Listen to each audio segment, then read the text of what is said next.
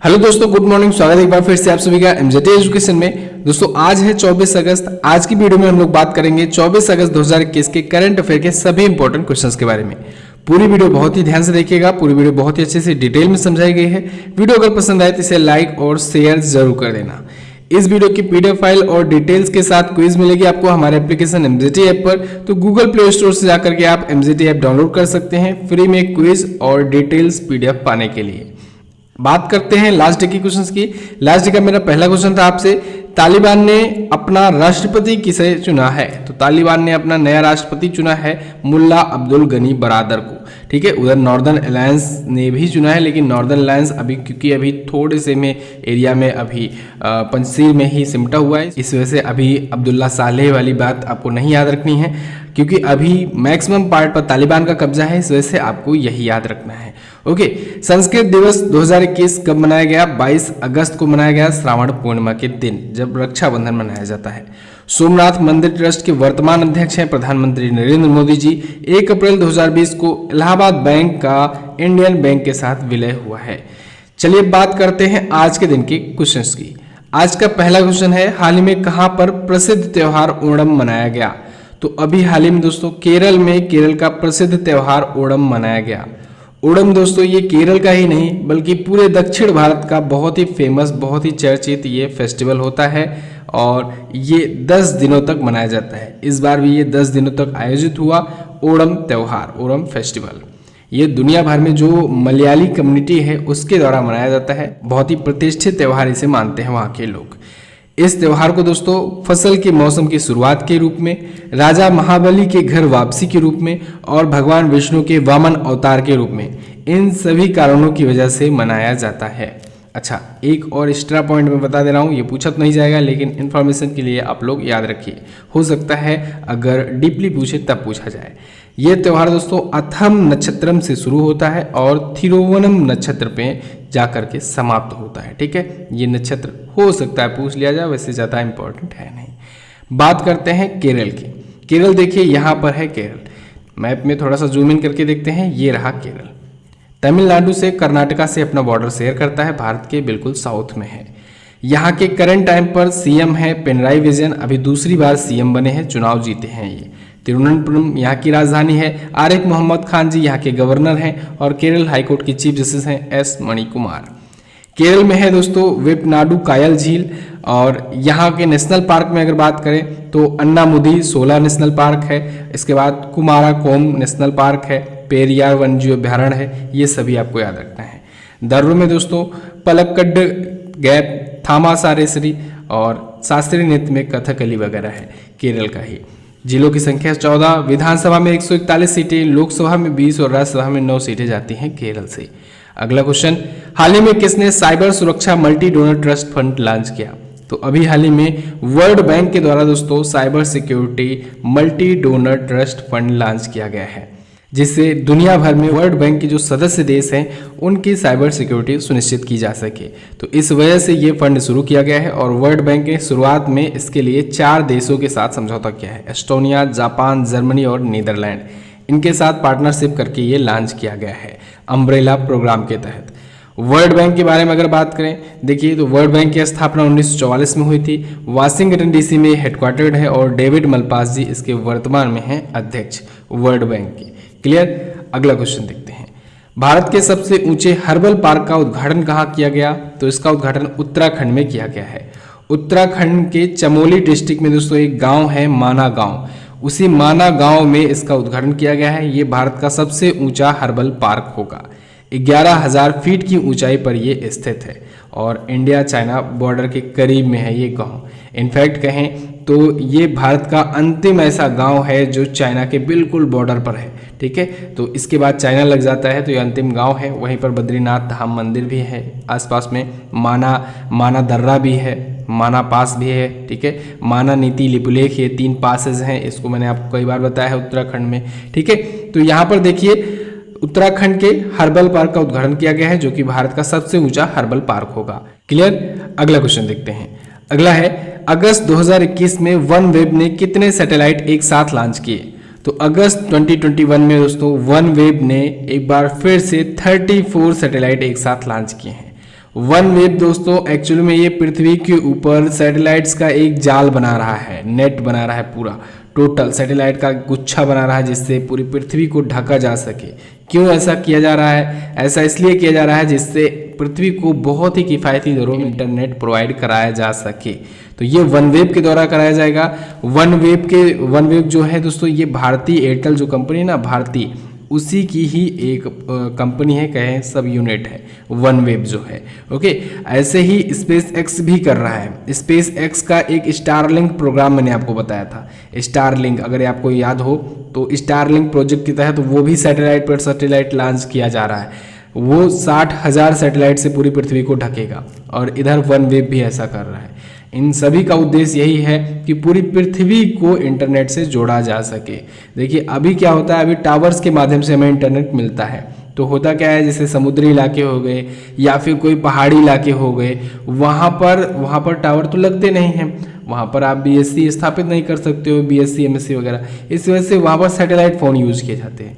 लेकिन अगर आप सोचो, जब पूरी पृथ्वी को ढक दिया जाएगा तो चाहे आप एशिया पैसिफिक रीजन में कहीं पर भी हो, चाहे आप आर्कटिक महासागर में हो, चाहे आप अंटार्कटिका पर क्यों ना हो, आपके पास इंटरनेट पहुँच सकेगा। ओके, क्योंकि पृथ्वी के किसी भी हिस्से को वो कवर करेगा। तो यहाँ पर ऐसे ही वन वेब भी कर रहा है। ये 34 सैटेलाइट और लॉन्च कर चुका है। टोटल इसके 200 सैटेलाइट जो है वो इन ऑर्बिट में हो चुके हैं, यानी कि ऑर्बिट में जा चुके हैं। इन ऑर्बिट में ये देखिए, ये लोअर अर्थ ऑर्बिट में लॉन्च किया करता है। लोअर अर्थ ऑर्बिट का मतलब पृथ्वी की जो निचली कक्षा है उसमें सैटेलाइट को लॉन्च करता है ये, ठीक है, वन वेब जो है। तो इसके करंट टाइम पर सीईओ का नाम याद रखना है, नील मास्टरसन। कौन? नील मास्टरसन। क्लियर? अगला क्वेश्चन देखते हैं। हाल ही में किस मंत्रालय ने सिडबी के सहयोग से उभरते सितारे फंड लॉन्च किया?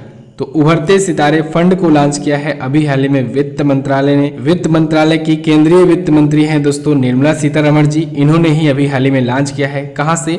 लखनऊ से। उभरते सितारे फंड ये किस लिए लॉन्च किया गया है? ये एमएसएमई सेक्टर के लिए लॉन्च किया गया है, micro small and medium enterprises के लिए लॉन्च किया गया है। ऐसी छोटे और लघु और मध्यम कंपनियों के लिए लॉन्च किया गया है जिससे उनको सपोर्ट दिया जा सके। और इसे सिडबी और एग्जिम बैंक इन दोनों के सहयोग से लॉन्च किया गया है। एग्जिम बैंक का मतलब होता है export import bank of India. SIDBI का मतलब होता है दोस्तों small industries development bank of India. तो सिडबी जो है ये लखनऊ में ही हेडक्वार्टर्ड है जहां पर इसे लॉन्च किया गया है। इसकी स्थापना 1990 में की गई थी और एस रमन जी इसके एमडी और सीईओ हैं। क्लियर? अगला क्वेश्चन है, टोक्यो पैरालंपिक खेलों का आधिकारिक भागीदार कौन बना? तो टोक्यो पैरालंपिक खेलों का ऑफिशियल पार्टनर बन गया है दोस्तों थम्सअप।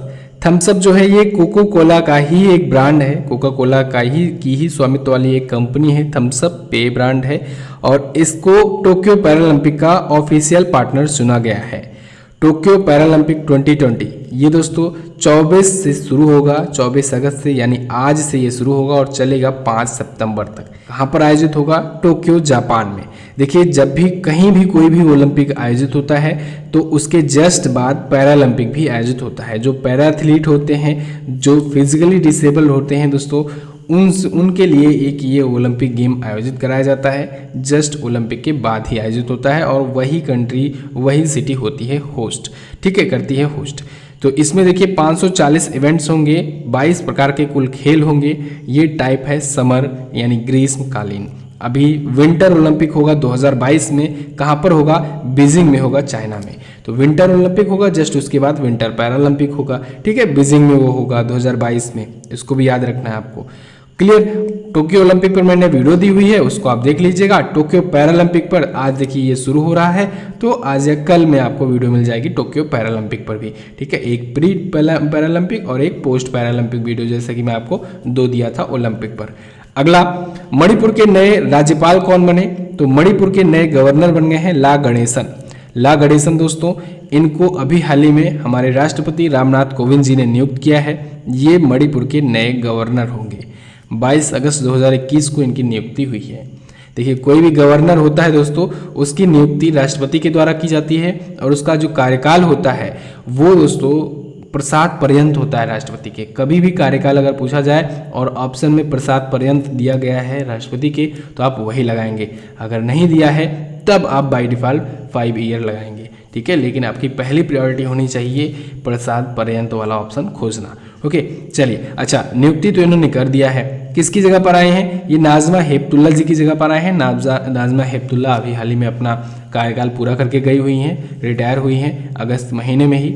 राज्यपाल से एक और पॉइंट जानिएगा, राज्यपाल नियुक्ति तो राष्ट्रपति करता है, लेकिन इस्तीफा किसको देता है? इस्तीफा ये अपना देता है दोस्तों वहाँ के हाई कोर्ट के चीफ जस्टिस को।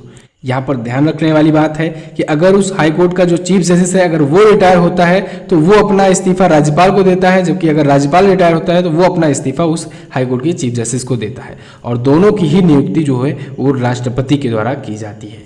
क्लियर? ये पॉइंट आपको क्लियर होना चाहिए। अब मणिपुर के बारे में बात करते हैं। मणिपुर इधर देखिए पूर्वोत्तर राज्य है, इस साइड आ जाएंगे आप इंडिया के। यहाँ पर देखिए ये है मणिपुर। मणिपुर, मेघालय और त्रिपुरा, ये तीनों देखिए ये पूर्वोत्तर राज्य पुनर्गठन अधिनियम के तहत आए थे 21 जनवरी 1972 को, ठीक है, और 21 जनवरी को ही तीनों राज्यों का राज्य स्थापना दिवस मनाया जाता है। इसलिए मणिपुर अपना बॉर्डर नागालैंड से, मिजोरम से और असम से शेयर करता है। मणिपुर की राजधानी होती है इम्फाल। एन वीरेंद्र सिंह दोस्तों बीजेपी पार्टी से यहाँ के चीफ मिनिस्टर हैं नए, और यहाँ के गवर्नर हैं ला गणेशन नए जो कि बने हैं। मुख्य न्यायाधीश पीवी संजय कुमार जी हैं। लोकटक झील सबसे इम्पोर्टेंट झील है, यहीं पर है लोकटक झील दोस्तों। ये तैरती हुई एकमात्र झील है, दुनिया की एकमात्र तैरती हुई झील इसे कहा जाता है। कारण यह है कि ये शिफ्ट होती रहती है। दूसरा, इसी के ऊपर एक पार्क है केबुल लामजाओ पार्क, ये पार्क ही इसी झील के ऊपर है, और इसी वजह से दुनिया का इकलौता ये तैरता हुआ नेशनल पार्क कहा जाता है, क्योंकि ये भी शिफ्ट होता रहता है झील के साथ साथ। लोसी झील यहाँ पर है। सिरोही राष्ट्रीय उद्यान यहीं पर है। तजू दर्रा दोस्तों ये मणिपुर में ही है, तजू दर्रा। मणिपुरी नृत्य, पुंग चोलोम नृत्य, ये सभी यहाँ पर हैं। इम्फाल, कांगला पैलेस, ये सभी चर्चित स्थल हैं।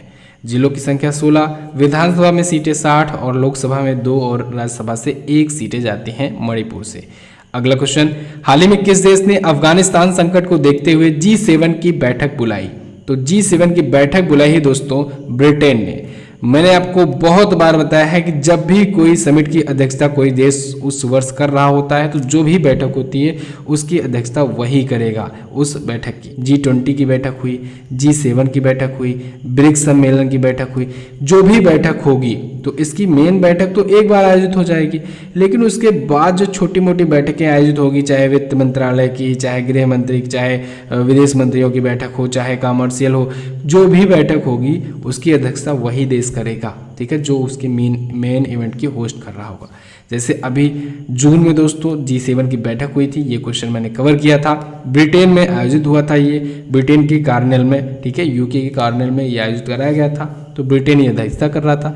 इसी वजह से अभी देखिए अफगानिस्तान संकट को देखते हुए ब्रिटेन ने ही इसे बुलाया है इस बैठक को दोबारा से, ठीक है। तो अध्यक्षता कौन करेगा? ब्रिटेन ही करेगा, क्योंकि इस पूरे वर्ष अध्यक्षता वही कर रहा है। तो अभी 24 अगस्त को यानी आज होगी मीटिंग, किस मुद्दे पर? अफगानिस्तान और तालिबान के मुद्दे पर, ठीक है। तो ग्रुप ऑफ 7 के बारे में जान लीजिए थोड़ा सा। वैसे तो इस पर मैंने आपको वीडियो दी हुई थी, पूरा इसके इतिहास के बारे में मैंने आपको बताया था कि कैसे कैसे जुड़ा, रसिया कब जुड़ा, रसिया कब बाहर हुआ, और भी कौन कौन से देश आए गए, और भी जो भी डिटेल्स थी इससे रिलेटेड उसको मैंने उस वीडियो में बताया हुआ है, आप उसे देख सकते हैं।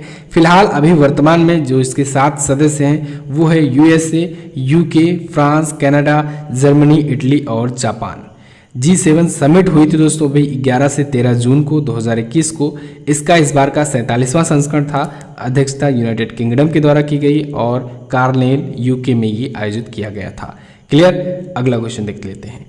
अंडर 20 वर्ल्ड एथलेटिक चैंपियनशिप में भारत की शैली सिंह ने कौन सा मेडल जीता?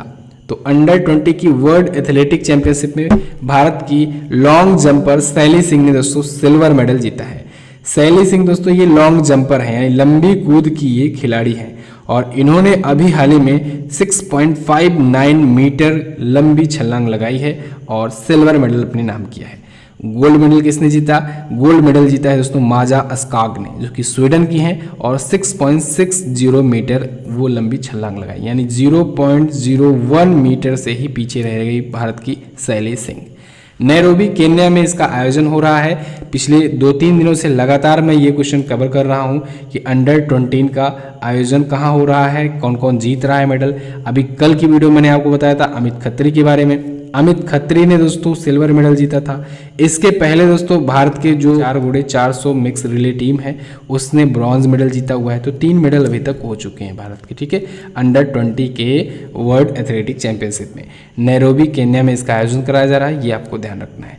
क्लियर है। अगला क्वेश्चन देखते हैं। हाल ही में OM नाम्बियार का निधन हो गया, ये किस महान खिलाड़ी के या एथलीट के कोच थे? तो ये दोस्तों PT ऊषा के कोच थे।